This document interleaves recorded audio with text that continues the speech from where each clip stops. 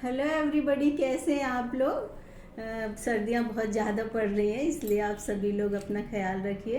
और मैंने कहा था कि मैं लाइव पर बहुत जल्दी आऊँगी, तो मैं अभी एक आध दो दिन में आपको टाइमिंग बता दूँगी और किस डेट को आऊँगी।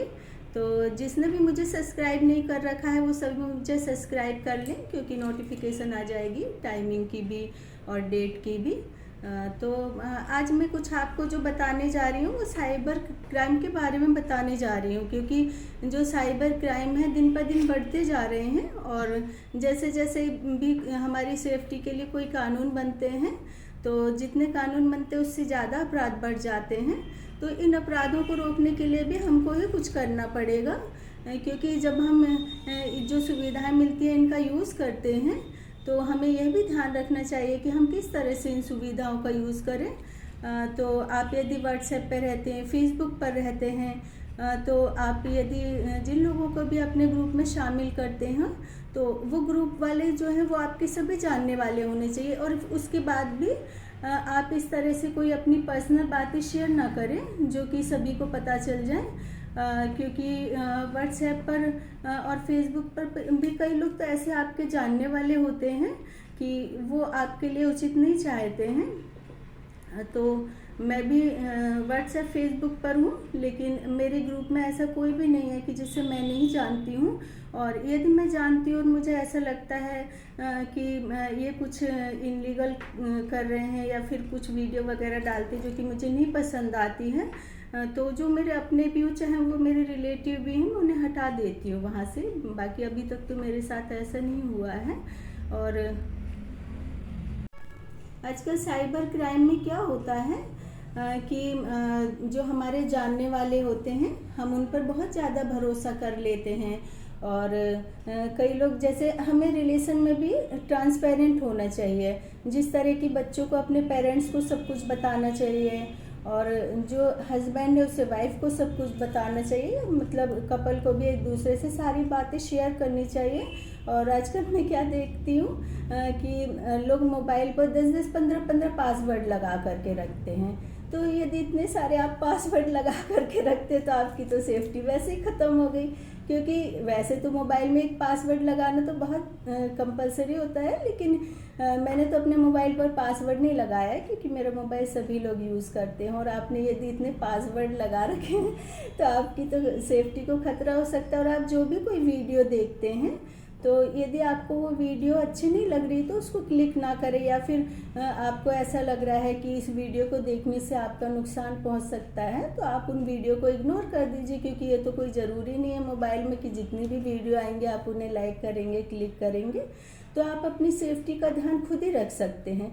लेकिन फिर भी उसके बाद भी हमें रिश्तों में जो है विश्वास होना चाहिए, कि हमें अपने बच्चों के प्रति विश्वास हो, पति पत्नी पर एक दूसरे के प्रति विश्वास हो, क्योंकि ये जो साइबर क्राइम वाले होते हैं ना, वो इन्हीं रिश्तों का फ़ायदा उठाते हैं। यदि जैसे कोई बच्चे होते हैं हमारे, वो हमसे जैसे कोई बात छुपा रहे हो, हमें नहीं बता पा रहे हो, तो यदि कोई उनके जानने वाला है तो वो मोबाइल के ज़रिए उन्हें ब्लैकमेल कर सकता है। और वो इस कदर ब्लैकमेल करने लगता है कि आपका बच्चा या तो कुछ भी अपराध कर बैठता है, या फिर कुछ ऐसा कर बैठता है कि जो कि आपके हित में नहीं है।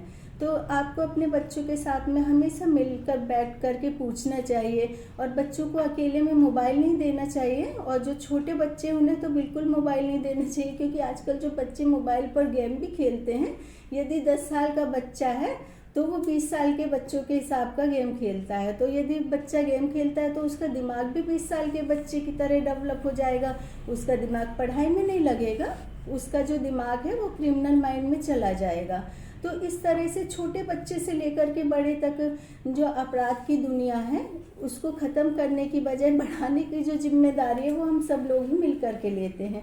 और अब जब देखिए, जैसे कई अभी मैंने राजस्थान की एक घटना पढ़ी थी, तो बहुत बड़े ऑफिसर थे, तो वो इसी तरह से साइबर क्राइम में फंस गए थे, और उन्होंने बहुत निकलने की कोशिश भी की थी, लेकिन वो अपने घर वालों को नहीं बता पाए, क्योंकि उनको अपने घर वालों पर विश्वास नहीं था, ना उनमें इतनी हिम्मत थी कि वो अपने घर वालों से कह सकते थे। हाँ, यदि मान लो कुछ गलती भी हो गई है तो आपको अपने घर वालों से कह देना चाहिए।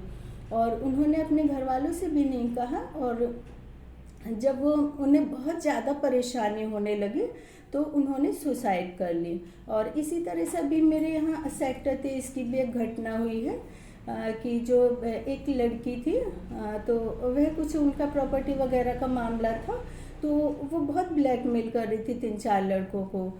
तो जब रिपोर्ट वगैरह हुई, जब सही गलत का पता चला, तो वो लड़की ने ही खुद ही ऑफेंस कर रखा था प्रॉपर्टी के लिए। तो उसने भी साइबर क्राइम का फ़ायदा उठा करके ब्लैकमेल करना, उनके फ़ोटो वगैरह सेव कर लेना, ये सब। तो जो साइबर क्राइम में हम लोगों को इस तरह की जो घटनाएं हैं, इसे बहुत ही ध्यान में रखना चाहिए, क्योंकि जितने भी लोग मोबाइल यूज़ करते हैं, ज़्यादातर लोग उनमें से पढ़े लिखे ही होते हैं, और सभी को मोबाइल से काम पड़ता है, ऑफिस में भी काम करते हैं, और या फिर किसी भी प्रोफेशन के हो तो मोबाइल के बगैर तो कोई भी नहीं रह सकता है। लेकिन हमें इस मोबाइल का यूज़ करना चाहिए, मिसयूज़ नहीं करना चाहिए, और किसी दूसरे को भी मिसयूज़ नहीं करने देना चाहिए। अपने घर में सभी को बता करके रखना चाहिए। जैसे आपके साथ में कोई भी साइबर क्राइम हो रहा है, तो यदि आपको कोई ब्लैकमेल कर रहा है, तो वो ब्लैकमेल करने के पहले आपको बहुत कुछ बताएगा, डराएगा, धमकाएगा कि नहीं, यदि आप ऐसा नहीं करोगे तो मैं ऐसा कर दूंगा, ऐसे नहीं करोगे तो, मतलब मेल फीमेल दोनों ही कर सकते हैं। तो वो आपको डराएंगे, धमकाएंगे। तो यदि फिर वो आप पर एफआईआर भी दर्ज कर देंगे, तो जो उनके वकील होंगे वो भी उनसे झूठा सच्चा केस लगवा करके आपके खिलाफ एफआईआर दर्ज कर देंगे। तो इसमें आपको डरना नहीं है, बिल्कुल भी नहीं डरना है। पहले तो आप अपनी फैमिली को बताइए, और फिर आप भी जो भी उनके खिलाफ सबूत हैं वो भी आपके पास इकट्ठे होंगे, और आप भी अपनी फैमिली के साथ मिल कर के आप भी कोई सुलझा हुआ सा एडवोकेट रख सकते हैं। और इस तरह से यदि आपकी गलतियों का आपके घर वालों को भी पता है, तो आपकी आधी गलती तो इसी तरह से ख़त्म हो जाएंगी। और इस तरह से फिर यदि दूसरा जो मेल या फीमेल है आपके खिलाफ एफआईआर लिखा रही है, तो वो इतनी हिम्मत नहीं करेगी, क्योंकि यदि वो आपके ऊपर खिलाफ एफआईआर लिखवा रही तो इसमें कोई ना कोई उसका स्वार्थ है। तो इसी स्वार्थ की वजह से वो आपको या तो डरा धमका रही है, या फिर आप पर एफआईआर लिखवा रही है।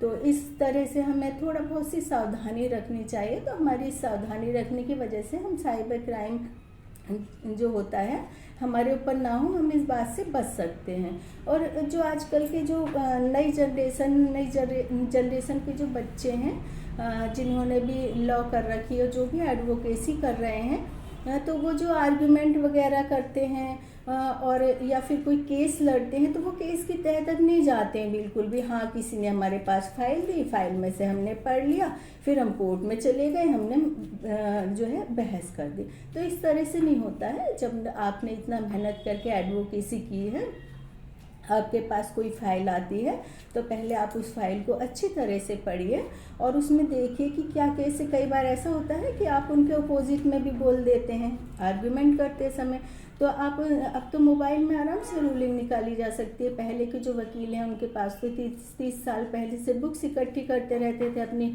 किसी ने घर में लाइब्रेरी बना रखी है, तो किसी ने ऑफिस में लाइब्रेरी बना रखी है, और फिर उसके बाद में हर महीने की वो बुक भी मंगाते थे, फिर उसके से नोट्स भी बनाते थे। तो पहले के जो एडवोकेट होते थे बहुत मेहनत करना पड़ता था उन्हें, तब इतना आगे निकल पाते थे। और अब के बच्चों के लिए तो फैसिलिटीज है, आप 1 सेकेंड में ही मोबाइल से, आपने लैपटॉप से किसी भी जो केस है उसके बारे में सारी डिटेल निकाल सकते हैं।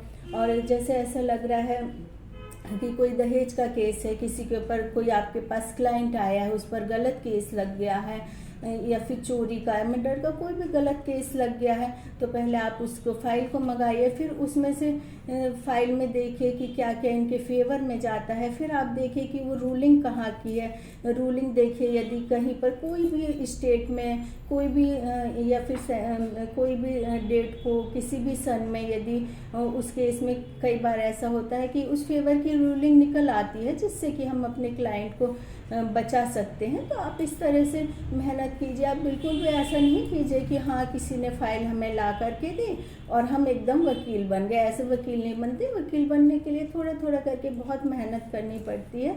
और जो सबसे ज़्यादा है कि वकील को तो इंग्लिश बहुत ज़्यादा आनी चाहिए, क्योंकि जब मैंने भी LLB की थी तो LLB के समय हम लोगों को जो क्वेश्चन आंसर आते थे कि वकील के लिए कौन कौन सी जो क्वालिटी है वो ज़रूरी होनी चाहिए। तो जो उसमें था कि एक इंग्लिश भी बहुत ज़्यादा ज़रूरी नहीं होनी चाहिए।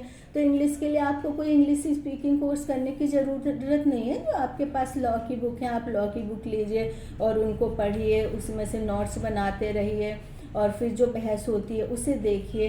तो आप जो बुक वगैरह होती है, आपको लॉ वाली इंग्लिश तो बहुत आसानी से आ जाएगी, उसके लिए आपको ज़्यादा मेहनत करने की ज़रूरत नहीं पड़ेगी। और मैं भी जब वकील बनी थी, मैंने भी LLB जब की थी, तो लोग मुझसे कुछ बोलते रहते थे कि तुमने जो है वकील तुम क्यों बन गई, ऐसा है वैसा है, और बहुत एलिगेशन भी लगाने शुरू कर दिए थे। तो मैं बता दूं कि मैं तो वकील नहीं बनना चाहती थी, क्योंकि मेरे हस्बैंड ने मुझसे कहा कि तुम्हें LLB करना, तो मैं उनको मना भी नहीं कर सकी और मेरे पास बिल्कुल भी नहीं टाइम रहता था। मैं काम करने के अलावा 15-15 घंटे पढ़ाई करके मैंने LLB करी है, और ना मैं कभी मेरी बैक आई और ना कभी मेरे कम मार्क्स आए। मैं अच्छे परसेंटेज से LLB मैंने क्लियर किया है, और जिस साल मैंने LLB क्लियर किया, मैंने सोचा कि अब तो मैं वकील बन गई। और मेरे हस्बैंड इलाहाबाद जा कर के रजिस्ट्रेशन भी करवा के लाए, मेरा बोर्ड में नाम भी लिख दिया, और 2 महीने बाद रूल निकल आया कि रजिस्ट्रेशन का एग्ज़ाम होगा बार का, और वो एग्ज़ाम होने के बाद ही आप एडवोकेट बन सकते हैं, नहीं तो आपकी डिग्री कैंसिल हो जाएगी।